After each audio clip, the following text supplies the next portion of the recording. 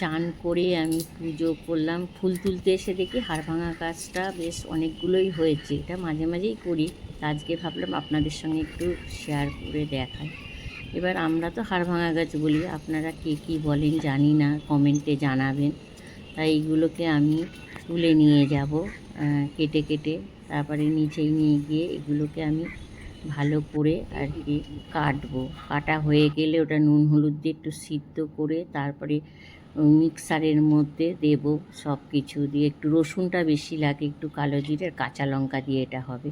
আর একটা পেঁয়াজ দিয়েছি, একটু হলুদ দিয়েছি, দিয়ে এগুলো একবারে মিক্সারে একদম পেস্ট করে নেবো। নিয়ে কড়ার মধ্যে একটু তেল দেবো, দিয়ে সামান্য একটু কালো জিরে আর একটা শুকনো লঙ্কা দেবো।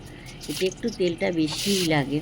দিয়ে এটা এই পেস্টটা দিয়ে দেবো। দিয়ে এটা ভাজা ভাজা হয়ে যাবে, তখন এটাকে একটা পাত্রে তুলে গরম ভাতের সঙ্গে খেতে খুব সুন্দর লাগে। এটা গা হাত পা ব্যথা যন্ত্রণা কমে।